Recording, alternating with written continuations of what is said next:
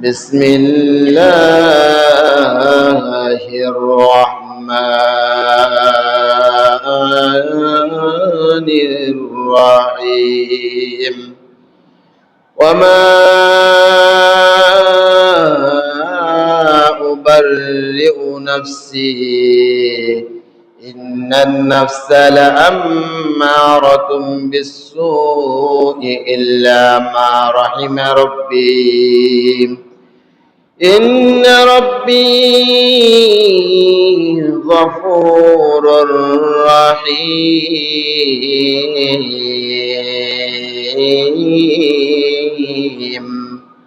وقال النبي صلى الله عليه وسلم من تشبه بقوم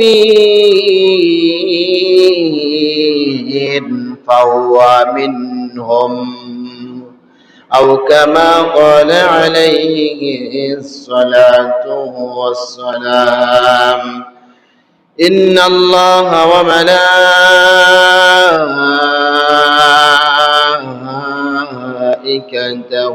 يصلون على النبي يا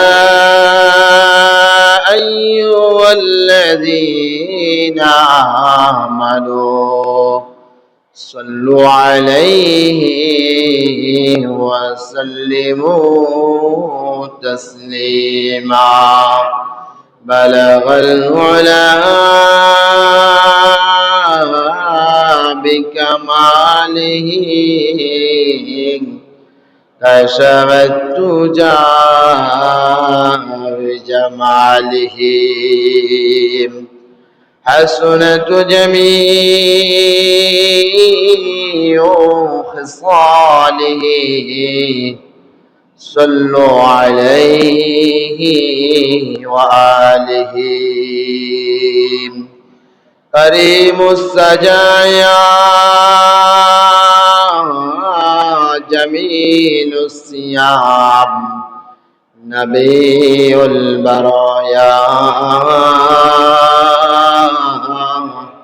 شفيع الأمم بلغ العلا بكماله كشف الدجى بجماله حسنت جميع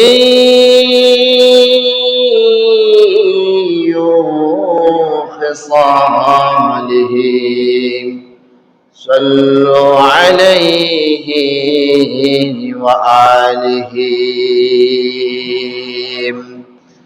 اللهم صل وسلم وبارك عليه আলহামদুলিল্লাহ আল্লাহ পাকের দরবারে লাখ কোটি শুকর ও সুজুদ যে মহান রব্বুল আলামিন দয়া করে মায়া করে ভালোবেসে মহান রব্বুল আলামিন আমাদেরকে সপ্তাহের মধ্যে শ্রেষ্ঠ দিন জুমার নামাজ আদায় করার উদ্দেশ্যে মসজিদে আগে আগে আসবার এবং বসবার মতন যিনি আমাদেরকে সুস্থ সবল একটি দিল দিয়েছে সেজন্য মহান রব্বুল আলামিনের দরবারে অন্তঃস্থল থেকে কালিমাতুশ শুকর আদায় করি আলহামদুলিল্লাহ। আজকের আলোচ্য বিষয় হলো কি নফস সম্পর্কে। কি সম্পর্কে? নফস সম্পর্কে। কেউ খারাপ নফস সুদের নফস নিয়ে বাইতুল্লাহ দৌড়ায়, কেউ সুদের নফস নিয়ে নামাজ পড়ে, কেউ হারাম নফস নিয়ে রফসকে শব্দ দেয় কিনা? আত্মা খারাপ, আত্মা ক্রমন্তনয় আত্মা, যে আত্মা আল্লাহ তাআলা অভিশাপ দেয়, আল্লাহ তাআলা পছন্দ করে না। বান্দারেকে বলে, বান্দা তোমার আত্মাটাকে পবিত্র করে আমার পবিত্র জায়গা বাইতুল্লাহ আসলে আমি এই আত্মার ডাক আমি আল্লাহ কবুল করব। আমি আল্লাহ তাআলা এই পবিত্র আত্মা নিয়ে যখন তুমি নামাজ পড়বা আমি আল্লাহ তাআলা এই পবিত্র আত্মার নামাজ ইবাদত গুলা আমার দরবারে কবুল করে নেব। এই পবিত্র আত্মা যদি তুমি ভালো করে রাখতে পারো বান্দা, তোমার অন্ধকার কবরের জগৎ আলোকিত হয়ে যাবে। তোমার অন্ধকার জগৎ এই পবিত্র আত্মার কারণে তোমার মাটির বিছানা জান্নাতের বিছানার ব্যবস্থা হয়ে যাবে। তোমার এই পবিত্র আত্মার কারণে তোমার জান্নাতের উঁচু মাকাম তোমার নসিব হবে। বান্দা, তোমার এই পবিত্র আত্মার কারণে বান্দা তোমার জান্নাতের নাজ নিয়ামত গুলা তোমার জন্য উন্মোচন করে দেওয়া হবে, উন্মুক্ত করে দেওয়া হবে। मायूसलम अगले जमीन अपना खतों से तकदीर से बदल जाते हैं मजदूर का दुआ से। আমরা যদি সদা সর্বদা নফসের উপরে মেহনত করি, আমরা যদি সদা সর্বদা এই আত্মার উপর মেহনত করি, আত্মাটা ভালো হবে না খারাপ হবে, নফসটা ভালো হবে না খারাপ হবে। আরে কৃষক ভাই যদি এরকম জমির মধ্যে যদি সদা সর্বদা মেহনত করে করে সে যদি ফসলগুলা উঠিয়ে লাভবান হয়, তাহলে আমাকে আপনাকে আল্লাহ তাআলা যাচাই বাছাই করিয়া মুসলমান বানাইলো।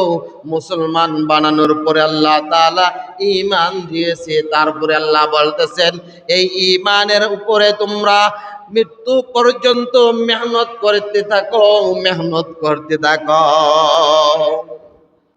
নফস শব্দের অর্থ কি? নফস সম্পর্কে আলোচনা। নফস শব্দের অর্থ কি? প্রাণ, আত্মা। পৃথিবীর মধ্যে যতগুলা মাখলুক রয়েছে, যা দেখি বা না দেখি, যা দেখি বা না দেখি, অনেক মাখলুক দেখি, অনেক মাখলুক দেখি না। সমস্ত মাখলুকের আত্মা, সমস্ত মাখলুকের প্রাণ দিয়েছে কি? জোরে বলেন না কেন, কে দিয়েছে?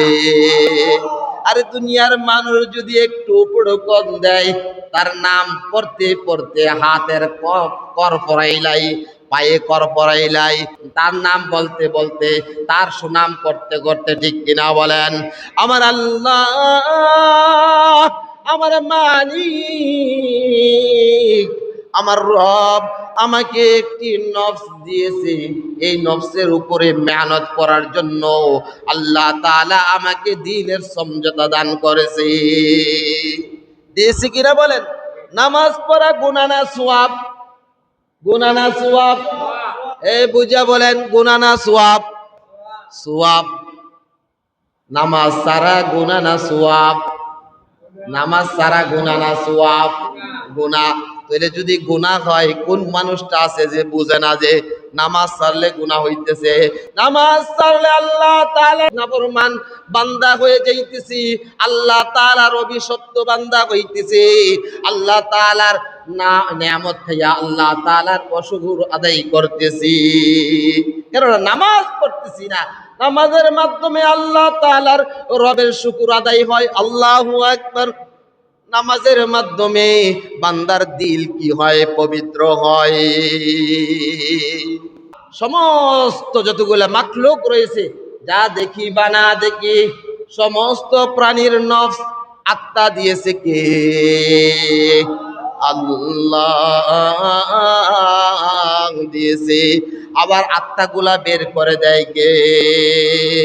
বের করে দেয় কে? আল্লাহ। আল্লাহ বের করে দেয়। এই নফস শব্দটা কুরআনুল কারীমের মধ্যে কিসের মধ্যে? কিসের মধ্যে জুড়ে বলেন?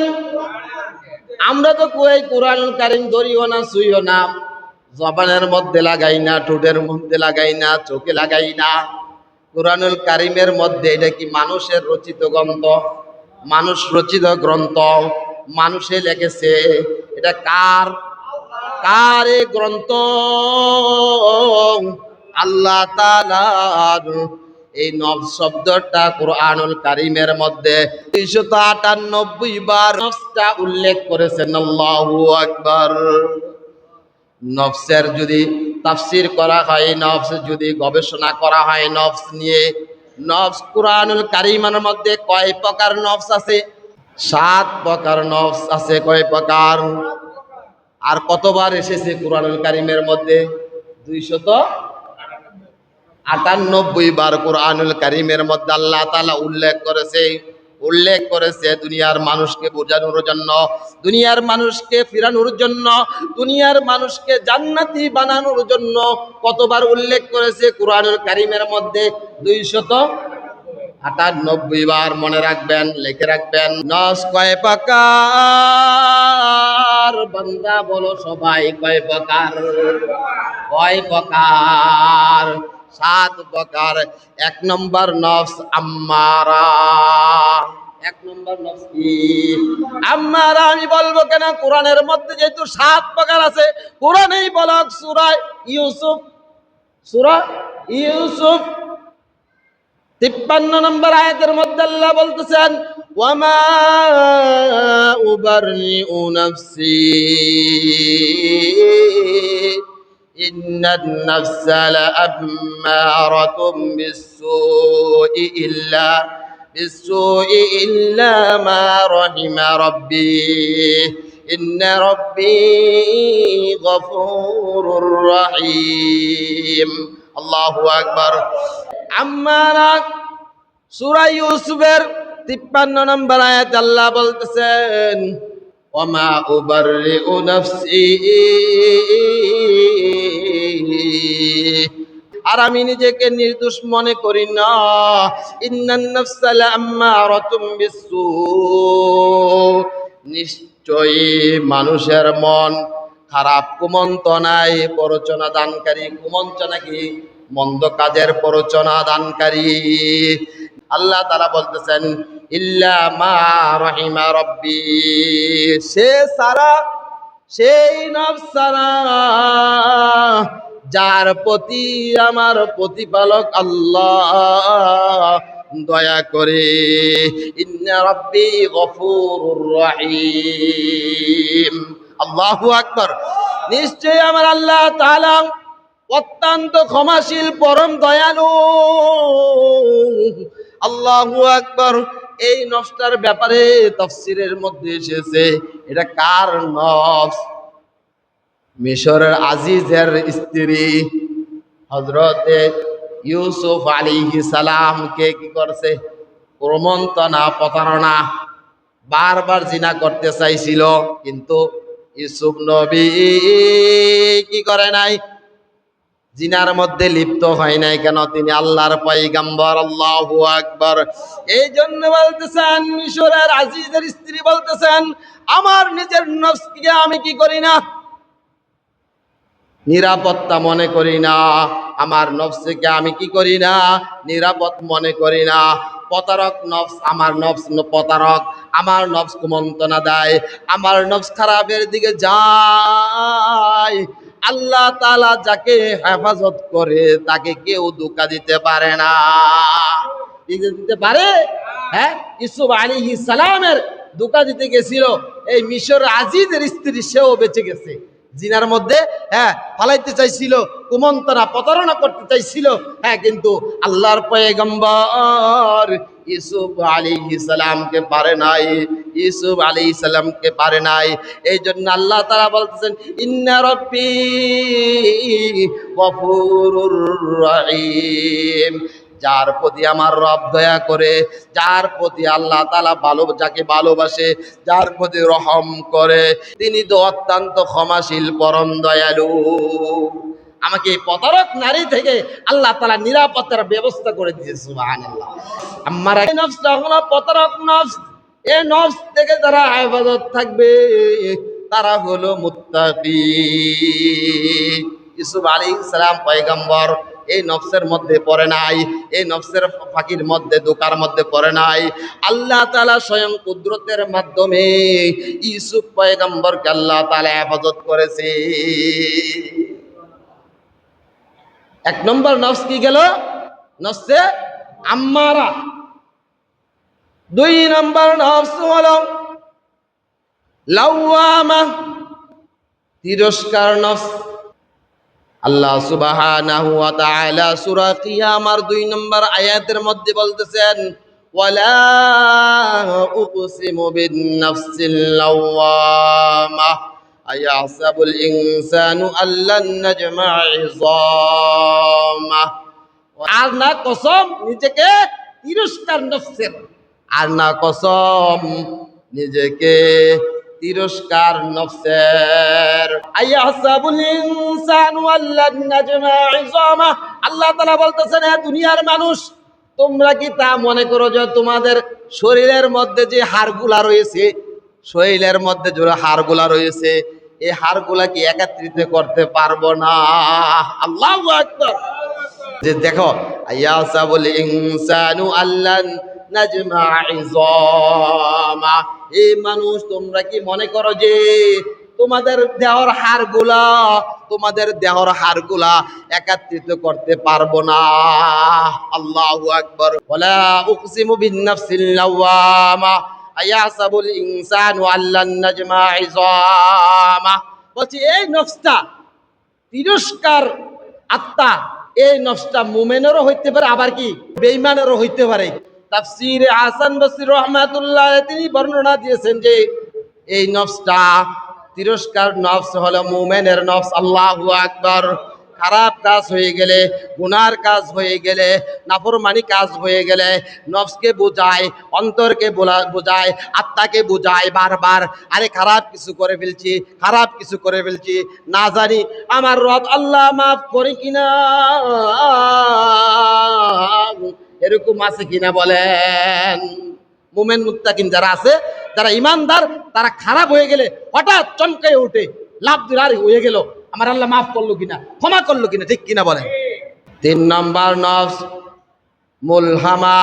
আল্লাহ সুবহানাহু ওয়া তাআলা সূরা শামসের 7-8 নম্বর আয়াতের মধ্যে বলতেছেন, ওয়া নাফসি ওয়া মা সাওয়াহা ফাআলহামাহা ফুজুরাহা ওয়া তাকওয়াহা।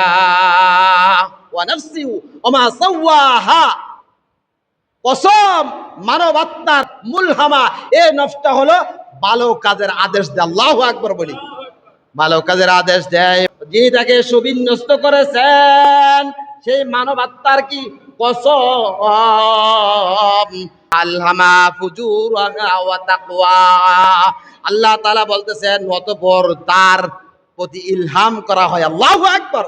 তাকে সতর্ক করা হয় আমার রহমতের মাধ্যমে, আমার বরকতের মাধ্যমে, আমার আল্লাহ তাআলার দয়ার মাধ্যমে। আল্লাহু আকবার।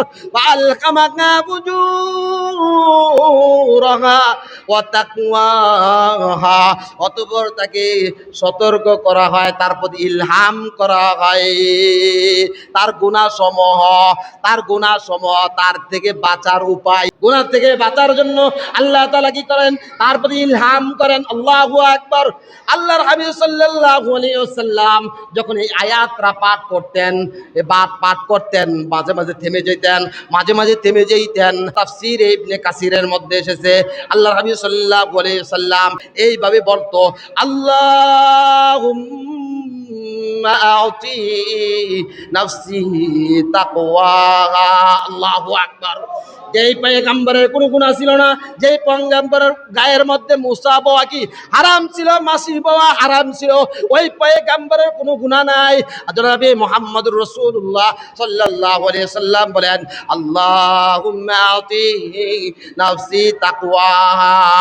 এ আমার আল্লাহ তাআলা, এ আমার রব, এ আমার পরওয়ারদিগার আল্লাহ, আমার নফসটাকে তাকওয়া দ্বারা ভরপুর করে দাও। আল্লাহু আকবার। তোমার ভয় দ্বারা ভরপুর করে দাও, তোমার ভালোবাসা দিয়ে ভরপুর করে দাও। আনতা ওয়ালিয়ুহা ওয়া মাওলাহা। তুমি হলে আমার অভিভাবক। তুমি কি আমার অভিভাবক? আল্লাহকে বলতেছেন, পয়গম্বর নবী মুহাম্মদ রাসূলুল্লাহ সাল্লাল্লাহু আলাইহি সাল্লাম বলতেছেন, তুমি হইলা আমার অভিভাবক। ওয়া মাওলাহা, তুমি আমার অভিভাবক এবং তুমি আমার রব, তুমি আমার সব। আল্লাহু আকবার। ওয়া খায়রুহা মান তাযাক্কাহা, সমস্ত পবিত্রকারী তুমি। আল্লাহু আকবার। তো তার উম্মতের জন্য শিক্ষা নিও, এর থেকে শিখে তার নফসকে কন্ট্রোল করে তাকে মুলহামা নফস বানানোর দায়িত্ব। মুলহামা ভালো কাজের কি দেয়? হ্যাঁ, আদেশ দেয়। 4 নম্বর প্রকারের নফস হলো মুতমাইন্না, প্রশান্ত আত্মা। আল্লাহ সুবহানাহু ওয়া তাআলা সূরা ফজরের 27 নম্বর আয়াতের মধ্যে বলতেছেন, ইয়া আইয়াতুহান নাফসুল মুতমাইন্না, হে প্রশান্ত আত্মা, ইরজিই ইলা রাব্বিকা, আল্লাহ তাআলা বলতেছেন ফিরে আসো তোমার প্রতিপালকের নিকটে। আল্লাহু আকবার। ফিরে আসো তোমার প্রতিপালকের নিকট। আমাদের প্রতিপালক কে? মসজিদে থাকলে প্রতিপালক আল্লাহ, বাইরে গেলে প্রতিপালক শয়তান। মসজিদে থাকলে কি প্রতিপালক কে? বাইরে গেলে প্রতিপালক কে? মুতমাইন্নাহ, প্রশান্ত আত্মা। কোন দিকে ফিরতে বলছে? রবের নিকটে ফিরতে বলছে। কে বলছে? আল্লাহ বলছে। 5 নম্বর হলো রাদিয়া, এটা এমন এক আত্মা, এমন এক নফস যেটা আল্লাহর প্রতি রাজি খুশি হয়ে কষ্টতে, দুঃখে, ক্লান্তিতে, যুদ্ধে, যে কোনো অবস্থায় আল্লাহর প্রতি সন্তুষ্ট হয়ে রাজি থাকে। আল্লাহু আকবার। আল্লাহর প্রতি সবসময় কি থাকে? রাজি থাকে, সন্তুষ্ট থাকে। রাদিয়া, সবসময় কি থাকে? রাজি থাকে। কষ্ট পড়লে, বিপদ পড়লে, মুসিবত পড়লে নামাজ ছাড়ে না বান্দা। কোন সময় আল্লাহ তাআলার হুকুম, আহকাম, আল্লাহ তাআলার আদেশ নিষেধ কোনটাকে অমান্য করেন। আল্লাহু আকবার। রাদিয়া 5 নম্বর। 6 নম্বর নফস হলো মারদিয়া, সেটা এমন একটা নফস, এমন একটা নফস যে নফসের প্রতি আমার রব আল্লাহ সুবহানাহু ওয়া তাআলা তিনি রাজি খুশি হয়ে বান্দাকে জান্নাতে বানাইয়া জান্নাতের মধ্যে প্রবেশ করাইয়া দেয়। 6 নম্বর। 7 নম্বর হলো কামেলা নফস। কি কামেলা? এটা এমন নফস, এটা এমন নফস, এই নফসটা যথাযথভাবে আল্লাহ তাআলার হুকুমকে মেনে চলে। আন নাফসিল্লাতী আরাফাতিল্লাহি হাক্কাল মারিফাতি, যে নফস আল্লাহকে যথাযথভাবে মেনে চলে তাকে নফসে কামেলা বলা হয়। আল্লাহু আকবার। जन्नत में मकान अपने बनाते हैं नमाजी, मस्जिद में बड़े शौक से जानते हैं नमाजी। নামাজের মাধ্যমে মানুষ মুমিন মুত্তাকি হয়, নামাজের মাধ্যমে মানুষ পরহেজগার হয়, নামাজের মাধ্যমে তার দিল এবং নফস কন্ট্রোল হয়। ঠিক কিনা বলেন?